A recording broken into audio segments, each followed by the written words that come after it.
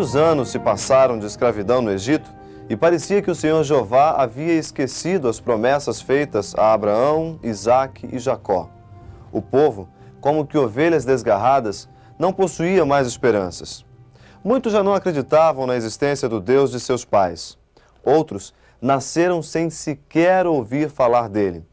O povo de Jeová servia aos caprichos dos egípcios como escravos. Mas os israelitas, mesmo sem reconhecerem, recebiam as bênçãos do soberano do universo a ponto de se tornarem maiores e melhores do que os seus senhores. Moisés foi atraído por uma moita de sarça que estava queimando, mas não se consumia. Então ouviu a voz de Deus chamando para tirar o povo da escravidão do Egito. Mas, Senhor, quando me perguntarem quem me enviou, o que direi? Dirás, o Eu Sou me enviou a vós. Não demorou muito para que todos conhecessem o poder do Deus que falou com Moisés na sarça. 10 terríveis pragas arrasaram o Egito e finalmente o povo saiu livre. Em direção à terra prometida, acamparam diante de uma cordilheira montanhosa. Preciosas lições foram aprendidas por Israel no Sinai. O povo, porém, não era obediente a Deus. O tempo que passaram no Egito fez com que se acostumassem com os deuses daquela terra. Pelo fato dos egípcios não conhecerem o verdadeiro Deus, seus cultos eram ofensivos e imorais. Por esta razão, o povo de Israel ainda não entendia o caráter do ser invisível. Deus se compadeceu do povo, desejou estar presente no meio deles e ordenou a Moisés: E me farão um santuário e habitarei no meio deles.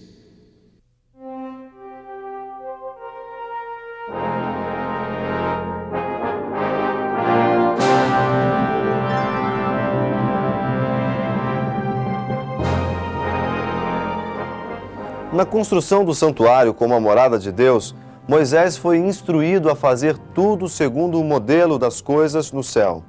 Deus o chamou ao monte e revelou-lhe as coisas celestiais. O santuário, também chamado de tabernáculo, com todos os seus utensílios, era apenas um modelo do santuário celestial. Sendo assim, Deus estaria sempre com eles. Também era plano de Deus que o povo de Israel compreendesse a maior de todas as lições. Ninguém pode viver com Deus e continuar pecando. Daí que o tabernáculo deveria ser uma escola que ensinaria todos os dias, através dos rituais, que pecado gera morte. Foi desta maneira que Deus ensinou o plano da salvação. O santuário era portátil e foi montado e desmontado 41 vezes até chegarem à Terra Prometida. Esse santuário terrestre, que era, em sentido especial, o lugar onde Deus morava com seu povo, era o mais sagrado da terra. Destinado a ser o centro de interesse de todo o mundo, o principal serviço do santuário era o sacrifício. Todo o sistema era uma profecia compacta do Evangelho que apontava para o sacrifício e o sacerdócio de Cristo. A primeira lição que Deus queria ensinar a Israel por meio do serviço dos sacrifícios é que o pecado significa morte. Uma lição gravada diariamente. A cada manhã e tarde, durante o ano inteiro, um cordeiro sem defeito era oferecido em nome de toda a nação. Também eram trazidas pelo povo ofertas pelo pecado, ofertas de agradecimentos ou pacíficas. Em cada caso, se matava o animal e aspergia-se o sangue no local indicado. Sobre cada cerimônia e serviço estava estampada a lição: pecado significa morte. Deus afirmou em Romanos 6:23, o salário do pecado é a morte. Fica uma importante lição para nós hoje. Para alguns, a morte de Cristo parece ter sido algo desnecessário. Segundo eles, Deus poderia ter perdoado os pecados dos homens sem a necessidade do Calvário. A história do santuário, no entanto, afirma a verdadeira teologia da salvação. O Cordeiro de Deus que tira o pecado do mundo. Este deveria vir e morrer na cruz do Calvário. Somente com o derramamento do sangue de um inocente poderiam ser canceladas as faltas dos homens.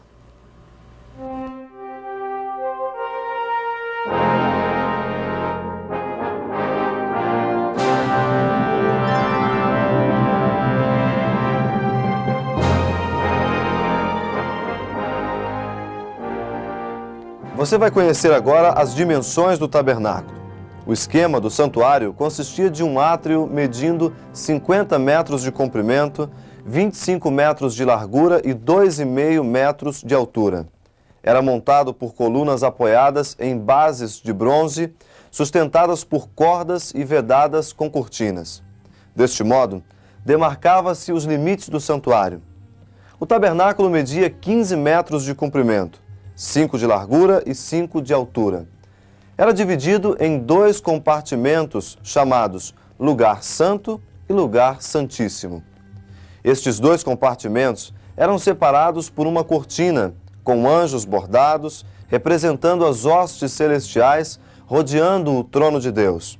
O tabernáculo representava que o ministério de Cristo deveria consistir de 2 grandes etapas. Na primeira fase, Jesus seria o sacrifício perfeito em favor da humanidade. Esta parte ele cumpriu aqui na terra. Na segunda fase, Cristo cumpriria um papel de intercessor pelos homens. Esta fase começou após a sua subida ao céu. O tabernáculo ensinava um evangelho prático, ilustrando de uma forma bem clara o plano da salvação. A cobertura feita de peles de animais representavam 4 diferentes aspectos do nosso Senhor. A primeira cobertura de pele de texugo, a mais externa de todas, sem adornos e sem atrativos, representava um Cristo sem formosura, como é visto por alguém que se aproxima dele pela primeira vez. A segunda, uma cobertura de peles de carneiro, que vinha em seguida, era pintada de vermelho, simbolizando o sangue do nosso Senhor Jesus Cristo. A terceira, uma cobertura de peles de cabra, era normalmente de cor branca, representava o aspecto da confiança e também da fé no nosso Senhor Jesus Cristo. A quarta, uma bela cortina, era uma cobertura inferior, ou seja, o forro do tabernáculo, que era constituído de linho fino, retorcido, azul, de púrpura e carmesim. Era vista somente pelos sacerdotes no interior do tabernáculo. Os querubins, bordados sobre ela, falam do céu, enquanto que o linho fino e a púrpura falam das riquezas reais. Aqui se encontra Cristo em glória, dentro do véu, Rei dos reis e Senhor dos senhores.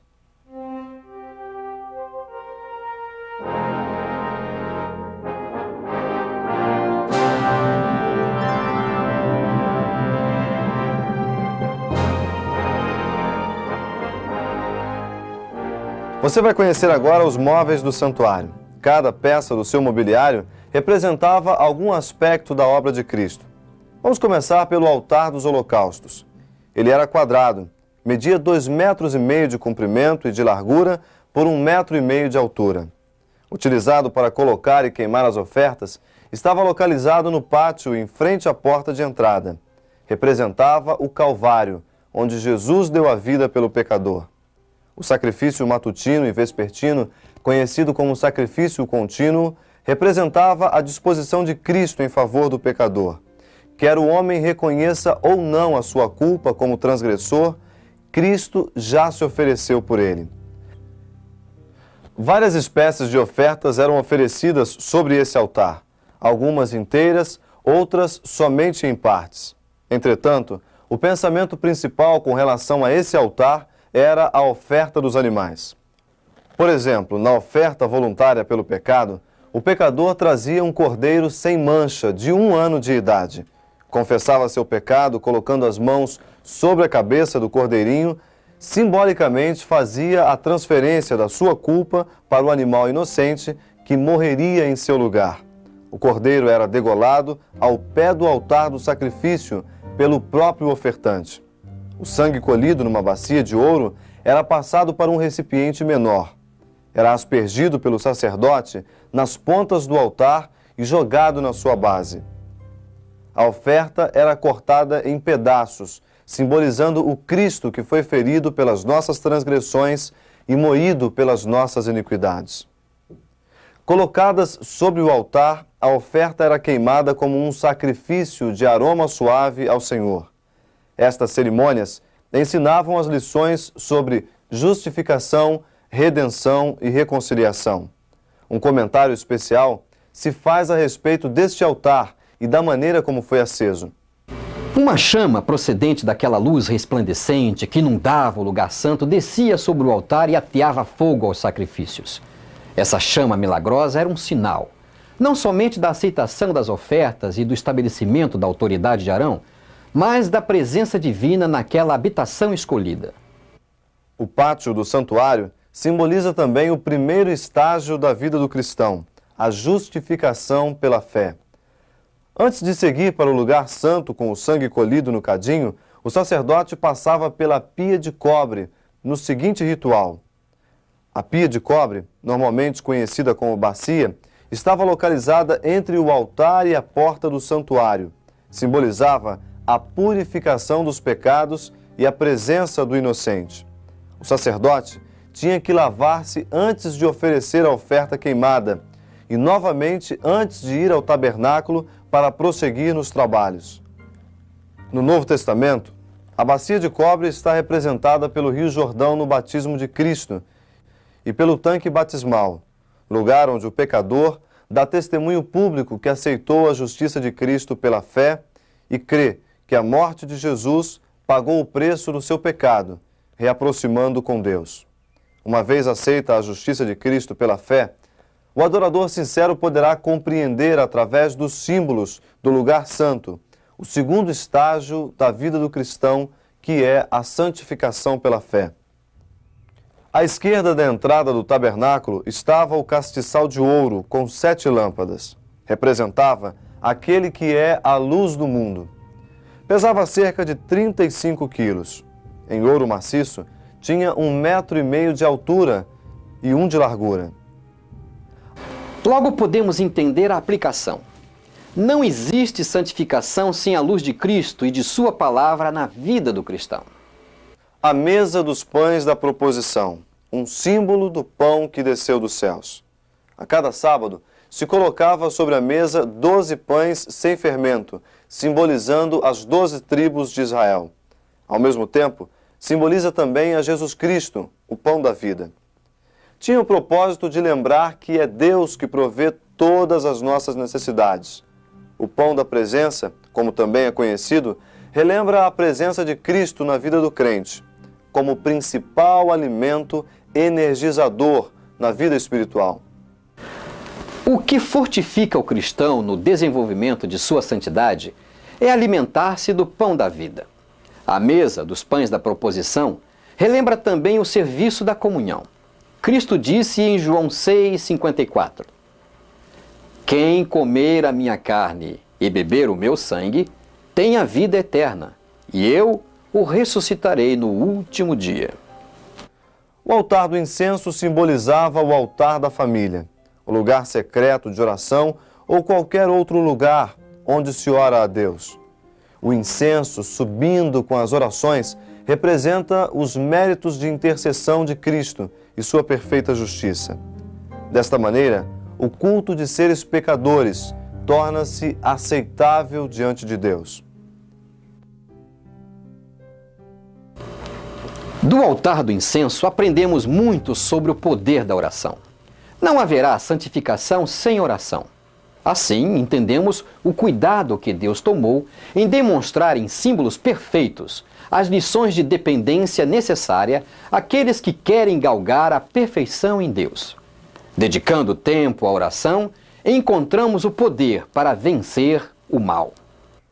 Além do véu interior estava o Santo dos Santos, onde se centralizava o serviço simbólico da expiação e intercessão, e que formava o elo de ligação entre o céu e a terra. E isso é o que veremos agora a seguir. A Arca do Concerto. Você está agora no lugar santíssimo, de onde extraímos os princípios básicos da glorificação pela fé. A cobertura, chamada de propiciatório, sustentava 2 anjos querubins com as asas estendidas, representando o trono de Deus. O Shekinah era uma luz misteriosa que pairava sobre o propiciatório entre os querubins. Era a manifestação da presença de Deus. Dentro da arca se encontravam 3 símbolos: o vaso de ouro contendo o maná, a vara de Arão que floresceu e as tábuas de pedra que se juntavam como as páginas de um livro. Se observarmos o diagrama do santuário, fazendo o encontro das linhas que garantem o seu esquadro, 2 pontos se destacam: o altar do holocausto e a arca da aliança. O primeiro fala da misericórdia, o segundo da justiça de Deus. Esta é a grande lição do santuário. Deus combinou justiça e misericórdia. Através de símbolos, demonstrou a perfeição do plano da salvação. Vamos falar um pouco sobre o ritual no lugar santo. O pátio externo da tenda da congregação, limitado pela sua cerca, representava a terra que testemunhou o toque dos pés de Cristo, o altar de sacrifício, o Calvário, a pia com água, o Rio Jordão. Cristo, em sua passagem e serviço na terra, cumpriu a sua missão na terra de Israel. Deixou o ensino do batismo ao passar pelo Jordão. Quando o sacerdote entrava na tenda da congregação, no lugar santo, estava desempenhando o que Jesus faria assim que deixasse a terra após ter cumprido a sua missão. O lugar santo, dentro da tenda, era um compartimento que media 10 metros de comprimento por 5 metros de largura. No ofício diário do tabernáculo, o sacerdote entrava no lugar santo, trazendo nas mãos uma porção do sangue do sacrifício e passava este sangue do cadinho para o aspersor que se encontrava sobre a mesa do pão. Com cuidado, aspergia o sangue diante do véu que separa o lugar santo do Santíssimo e aplicava o sangue nas pontas do altar de incenso, simbolicamente representando a transferência dos pecados para o tabernáculo. Durante todos os dias do ano, efetuava-se esta cerimônia. Após essa tarefa, entrava o sacerdote que oficiava o ritual mais importante e também o mais ambicionado pelos sacerdotes. Um deles era escolhido para a queima do incenso. O sacerdote escolhido entrava na tenda e ficava diante do altar e em frente ao véu do Santíssimo. A fumaça do incensário enchia os 2 ambientes e provocava uma manifestação de glória através do Shekinah na Arca da Aliança. Era um momento impressionante. O sacerdote, naquele momento, era o único ser em todo o planeta que testemunhava aquela manifestação da glória de Deus e, o mais importante, sem ser destruído por isso. Naquele momento, ele representava a humanidade que se aproximava de um Deus misericordioso e que, apesar do pecado do homem, estava propício a perdoar e ser amigo. Finalmente chegamos ao lugar santíssimo, ao Santo dos Santos.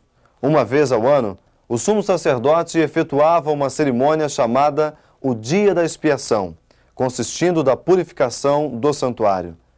Todos os dias, o tabernáculo recebia parte do sangue das ofertas oferecidas pelos pecados.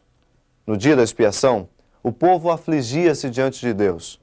Em torno do santuário, enquanto o sumo sacerdote entrava no lugar santíssimo com uma oferta especial, o povo estava silencioso e pensativo.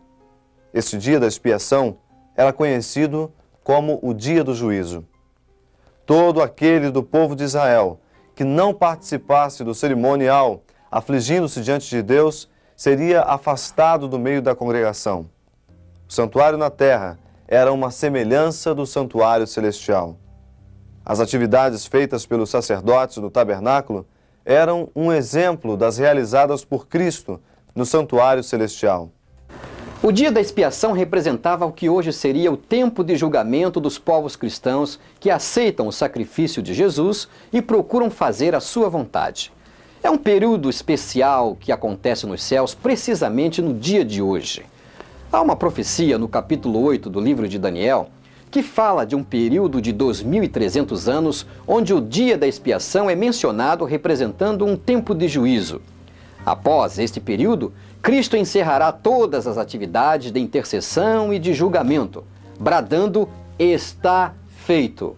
Então voltará à terra novamente.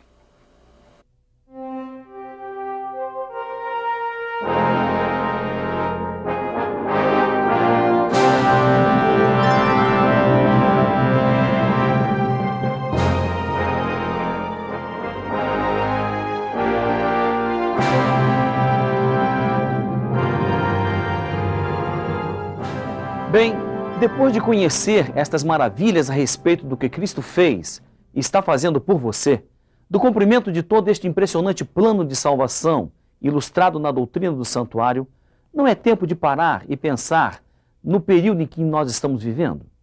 Muito em breve, Cristo concluirá o seu trabalho. Há uma eternidade à disposição de cada ser humano agora. Não seria este um bom momento para uma reflexão sobre algo tão importante? Hebreus capítulo 4, versículo 14 a 16 diz: pois não temos um sumo sacerdote que não possa compadecer-se de nossas fraquezas, porém um que, como nós, em tudo foi tentado, mas sem pecado. Cheguemo-nos, pois, confiadamente ao trono da graça, para que recebamos misericórdia e achemos graça, a fim de sermos socorridos em momento oportuno.